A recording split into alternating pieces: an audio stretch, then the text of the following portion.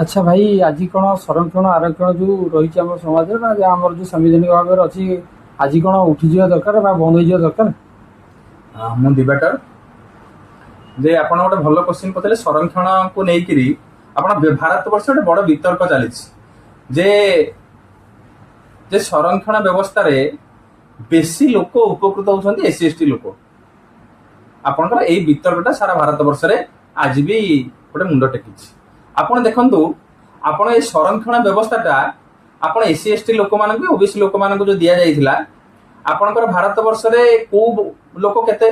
ଆପଣଙ୍କର ଦେଖନ୍ତୁ ଓଡ଼ିଶାରେ ଆପଣ ଯଦି ଦେଖିବେ ଏସି ଏସଟି ଓବିସି ମାଇନରିଟି ଏବଂ ଆପଣଙ୍କର ଜେନେରାଲ ଲୋକ, ଆପଣ ଜେନେରାଲ ଲୋକ 4 ଭାଗ ଲୋକ ଆପଣଙ୍କର ଏବେ ସଂରକ୍ଷଣ ନେଇଛନ୍ତି 10 ଭାଗ।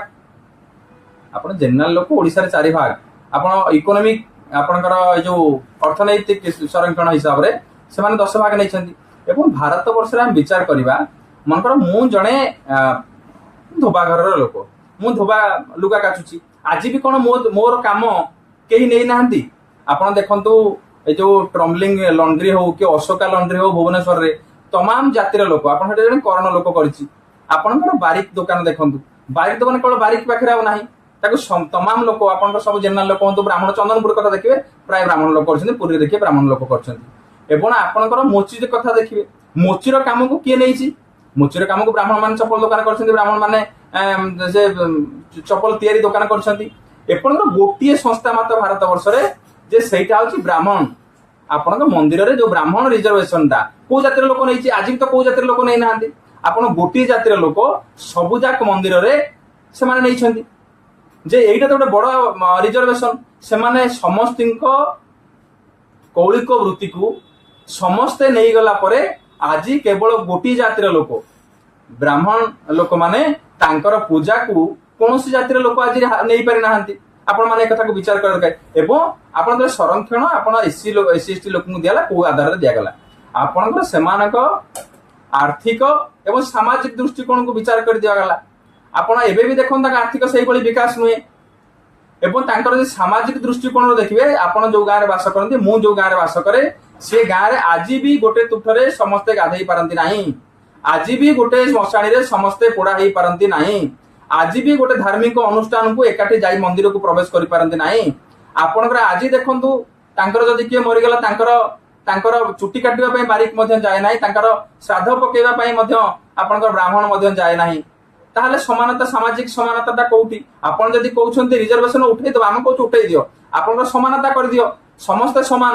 ଆପଣଙ୍କର ବାବା ସାହେବ କହିଲେ ଯେ ଭାରତ ବର୍ଷରେ ଇକ୍ୱାଲିଟି ଆସିବା ପାଇଁ କ'ଣ ଦରକାର? ସମସ୍ତେ ଗାନ୍ଧୀ କହିଛନ୍ତି। ଆପଣ ତାପରେ ମୁଁ ବାବା ସାହେବଙ୍କ କଥା ଉପରେ କହୁଛି ଯେ ବାବା ସାହେବ କହିଲେ ଯଦି ଇଣ୍ଟରକାଷ୍ଟ ମ୍ୟାରେଜ ହେବ ତାହେଲେ ସମାନତା ଆଡ଼ିକି ଯିବ, ଯଦି ସହଭୋଜନ ହବ ତାହେଲେ ଆପଣ ଦେଖନ୍ତୁ ଭାରତ ବର୍ଷରେ ଇଣ୍ଟରକାଷ୍ଟ ମ୍ୟାରେଜ କେତେ ପରସେଣ୍ଟ? ଆପଣଙ୍କର ଯଦି ଦେଖିବେ 1% ବି ନୁହଁ, ତାହେଲେ ସମାନତା କୋଉଠିକି ଆସୁଛି? ଆପଣ ମାନେ ଯୋଉମାନେ ପାଟି ଫିଟେଇକିରି କହୁଛନ୍ତି ଯେ ରିଜର୍ଭେସନ ସେମାନେ ନେଇଗଲେ ବୋଲି, ଯଦି ଆପଣ ସବୁ ଜାତିର ଲୋକ ସବୁ ଜାତିରେ ଯଦି ଇଣ୍ଟରକାଷ୍ଟ ମ୍ୟାରେଜ ହେଇପାରିବ, ଆପଣ ଜଣେ ବ୍ରାହ୍ମଣ ଲୋକ ଜଣେ ପଠାଣ ମୁସଲିମ ଆପଣଙ୍କର ପାଣ ଘରେ ବାହା ହେଇପାରିବ କି? ଆପଣଙ୍କର ଭାଇ ଜଣେ ଦଳିତ ଘରେ ବାହା ହେଇପାରିବ କି? ଯଦି ନାହିଁ, ଯଦି ସାମାଜିକ ଏତେ ଅସମାନତା ଅଛି, ଆପଣଙ୍କ ଗାଁରେ ମଶାଣିରେ ମରିକିରି ପୋଡ଼ା ହେଲା ବେଳକୁ ଯଦି ଏକାଠି ପୋଡ଼ା ହେଇପାରୁନାହାନ୍ତି, ଯଦି ସାମାଜିକ ସମାନତା ଏତେ, ଆପଣ ଏଇଠି ଗୋରୁଆଳ ଯାଆନ୍ତୁ, ସେ ଗାଁରେ ବାହାଘର ହେଲା ବେଳେ ତାଙ୍କ ଦୁଆରେ ସେ ଛାମୁଣ୍ଡିଆ କରିପାରିବେ ନାହିଁ, ଆପଣଙ୍କ ସେ ଦୁଆରେ ଆପଣଙ୍କର ବରଯାତ୍ରୀ ନେଇପାରିବେ ନାହିଁ। ଆପଣ ନରସିଂହପୁର ଯାଆନ୍ତୁ ଦେଖିବେ, ଆପଣ ସାଧାରଣ ଲୋକଟେ ଦଳିତ ଲୋକଟେ ଆପଣଙ୍କର ପ୍ରଧାନ ଲୋକଟେ ମଧ୍ୟ ସେ ଗାଁରେ ନେଇପାରିବନି। ଆପଣ ସେ ଗାଁରେ ପ୍ରତାପତ ବଡ ବଡ କଥା କୁହନ୍ତି ଯେ ମୁଁ ହଉଛି ଜଗନ୍ନାଥ ପ୍ରସାର ପ୍ରଚାର, ଆପଣଙ୍କ ଗାଁ କଥା ଦେଖୁନାହାନ୍ତି। ଆପଣଙ୍କ ଗାଁରେ ପୁରା ସାଧାରଣ ଲୋକଟେ ଯାଇପାରିବ ନାହିଁ ବରଯାତ୍ରୀ ନେଇକିରି। ଆପଣଙ୍କର ଏଇଟା ହଉଛି ସମାନତା, ଏଇଟା ହଉଛି ଭାଇଚାରା, ଏଇଟା ହଉଛି ଭାତୃତ୍ୱ, ଆପଣ ଦେଖୁନାହାନ୍ତି।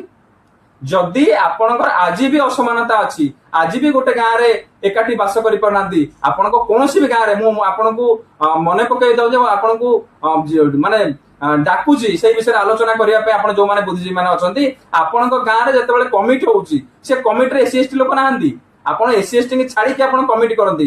ଆପଣଙ୍କର ସୁପ୍ରିମକୋର୍ଟର ଗାଇଡଲାଇନ ହଉଛି ଯୋଉଠି ଗ୍ରାମ କମିଟି ହବ ଏସି ଏସଟି ଓବିସି ମାଇନରିଟି ମହିଳା ସମସ୍ତଙ୍କୁ ନେଇକି ହବ।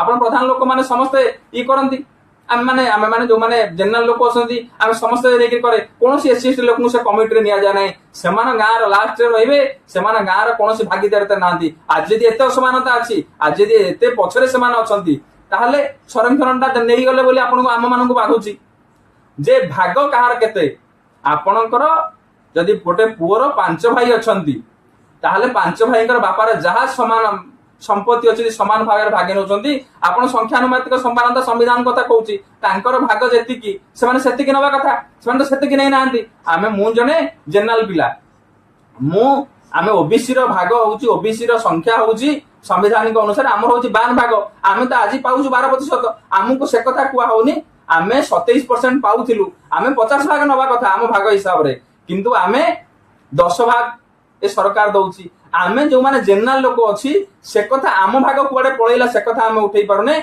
जो माने दलित लोक अच्छे से आम भाग कुआड़े नहीं गले से कथा उठुची अरे आपणकर 4 भाग लोक भारत वर्षर ईडब्ल्यू अनुसार 10 भाग रिजर्वेशन नहीं गलानी आपणकर सामाजिक हिसाब से मंदिर रे सबु जाक संरक्षण से नहीं गले किंतु जमी बाड़ी कथा जो देखा आपन जदि कहिबे कंपनी जमी आपन जदि सरकारी कर्म क्षेत्र में केते रिजर्वेशन आपन सरकारी कर्म क्षेत्र देखिबे 2% होउची आपनकर सरकारी कर्म क्षेत्र रे नियुक्ति कर्म क्षेत्र आपन बेसरकारी भाव 98% आपन 98% रे मध्य रिजर्वेशन से पाइबा दरकार काहेकि ये जल आमर ये जंगल आमर ये जमी आमर ये पानी आमर ये पवन मध्य आमर जदि सबुथिरे ये कंपनी आसिकरी जे कौन कंपनी आसिकरी तार मुनाफा नौची एवं आम मानकर धन जीवन लुट करुची सेथिरे मध्य साधारण लोकंकर भागीदारिता रहबा कथा किंतु सेथिरे तो हमर भागीदारिता नाही जो जनरल लोकंकर एससी एसटी लोकंकर भागीदारिता नाही आपण 2% आपण सरकारी कर्म क्षेत्र संस्थान होची मात्र